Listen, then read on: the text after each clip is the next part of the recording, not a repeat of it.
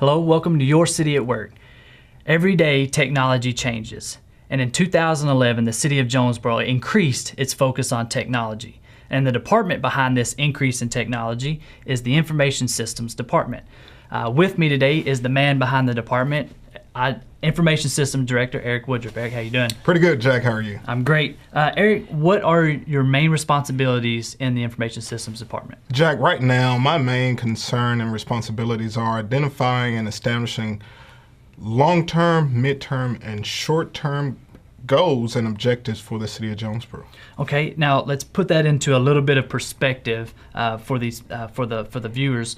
What does that mean for the city of Jonesboro? Basically what it means, we have to establish a plan. Mm-hmm. We have to say what's going to help our business, what's going to help the city of Jonesboro. So we sit down and we say, what's on the table right now as far as where technology is going? How can it streamline our process? How can it make citizens communicate with government or find out what our government's doing? The other thing that we do, we also focus on how we can improve what our city employees do on a day-to-day basis using technology. Okay. Now that obviously is a very daunting task, considering that technology changes on a day-to-day basis, which is where the plan comes into place. Give me a little bit about that planning process. What do you guys do to plan ahead for that future, the next available technology that's right on that brink of coming out? Well, some of the things, we communicate a lot with other resources in regards to what's coming down the pipeline.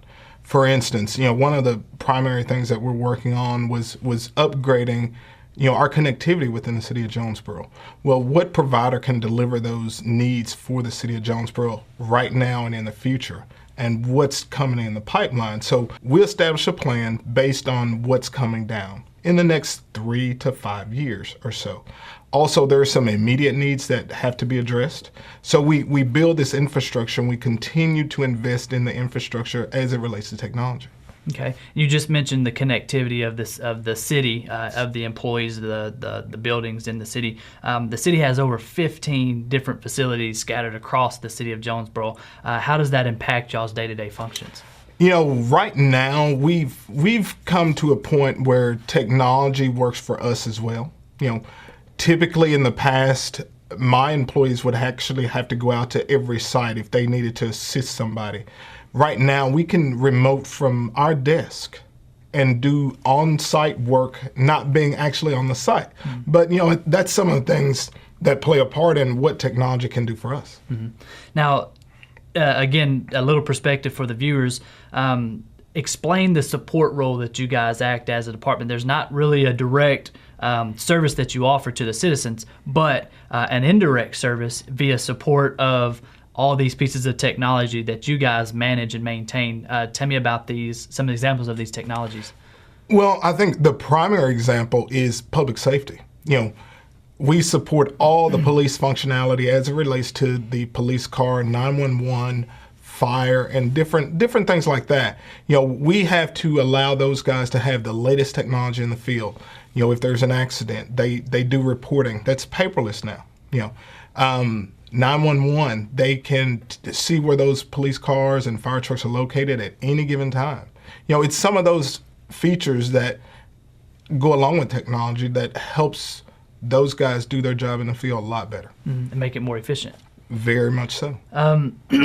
Now, just the depth of the amount of work that you guys do down here, surely it's not a one-man show, or it can't be accomplished by one person.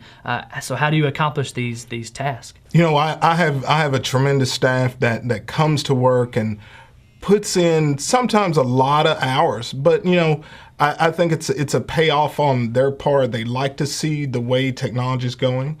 I have different people that do different things. Our network administrator is phenomenal in regards to what he does. We have assistants, we have technicians.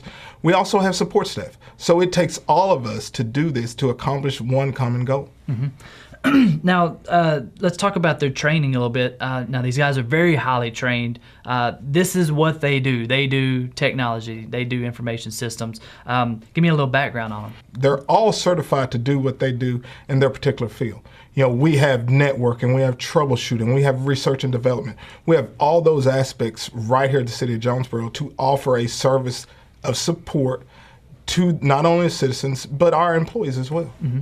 All right. What can we expect to see over the next 12 months out of the IT department? Well, I think you will probably see some indirect things that we're working on. Right now, one of the biggest things that we have going on internally is a disaster recovery plan. The disaster recovery plan is something that we're mandated to do by the state of Arkansas, which everyone should have a plan in place. So what this does, if there is a tornado, if there's a fire, if there's a flood, the City of Jonesboro and all of its prospective departments will be prepared. Mm-hmm. Anything else? Anything big? Well, I think another thing that we have that we're supporting is traffic synchronization. Right now, we've made a large investment on the infrastructure to improve our traffic signals inside the City of Jonesboro. We want them to communicate with each other. That's something that's forthcoming. That's something that the mayor's wanted to do, and that's something he's talked about over the years. So that's coming to fruition at this point, and hopefully, you'll see several corridors go up that we're putting in place, and you'll see technology in itself work for not only citizens at Jonesboro, but the employees as well. Absolutely. And again, that's a huge topic right now. Traffic seems to be a big problem, at least so Yes. a lot of people say it's a good problem to have. But it's just another example of an indirect role that you guys play Exactly. in a support or a service that you offer to the citizens of Jonesboro.